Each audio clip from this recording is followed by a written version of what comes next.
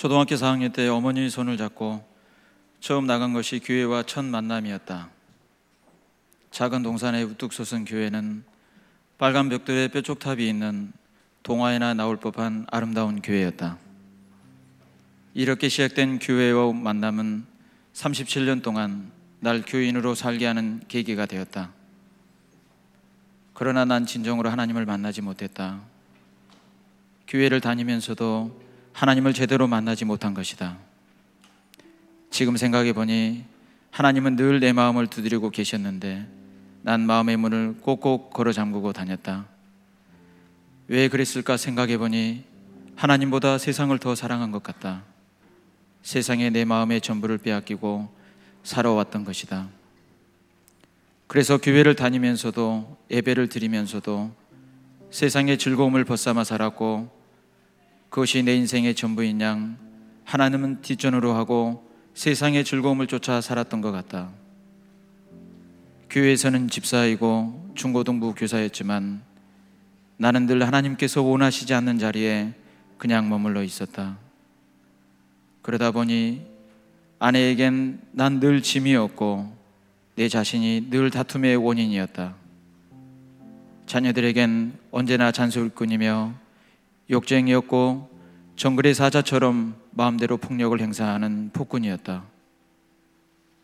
그래서 아이들은 내가 없으면 편하다고 했다는 말을 뒤늦게 아내로부터 듣고 마음이 너무 아팠다. 특히 우리 아들에게 공부를 빌미로 어릴 때부터 자주 폭력을 행사했던 것이 지금도 마음이 아프다. 직장에선 그리스도와는 거리가 먼 생활을 했다. 그러다 보니 직원들이 어쩌다 내가 교회 다닌다고 하면 의아해할 정도였다. 그야말로 나는 믿는 척하는 종교인이었고 교회 안에 있었지만 하나님 아버지와 하나 되지 못한 집안의 탕자였었다.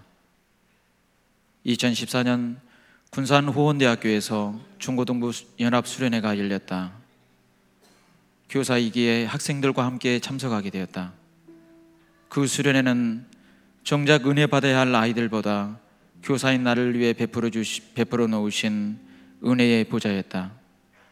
하나님은 집안의 탕자인 나를 만나기 위해 37년 동안 하루도 빠짐없이 나의 마음의 문을 두드리고 계셨구나 라는 생각이 들면서 뜨거운 눈물이 치솟기 시작했다. 이런 나에게 하나님은 말씀에 대한 갈급한 마음을 끊임없이 주셨고, 마음의 문이 열리니 기도의 문이 열렸다. 기도의 문이 열리니 하나님의 품속으로 더 깊이 들어갈 수 있었다.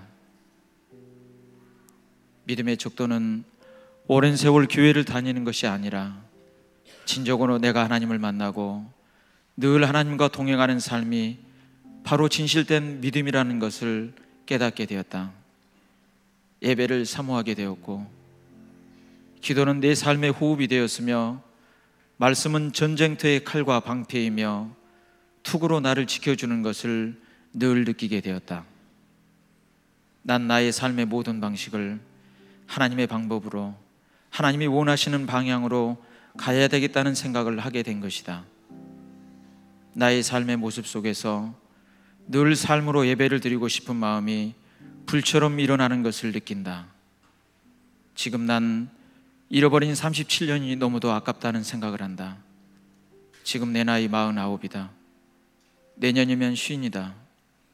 이제라도 바른 믿음으로 하나님이 원하시는 그 자리에 서도록 이끌어주신 하나님께 감사한다.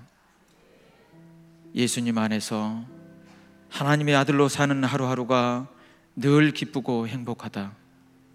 나의 모든 삶이 하나하나 변해가고 있음을 느낀다. 승리하는 그날까지 하나님에 대한 뜨거운 믿음 잃지 않고 어떠한 환경에서도 기쁨과 감사로 살아야 되겠다는 생각을 한다. 좋은 교회로 인도하시고 나를 만나주시고 행복한 천국을 누리게 하신 하나님께 모든 영광과 기쁨을 돌립니다.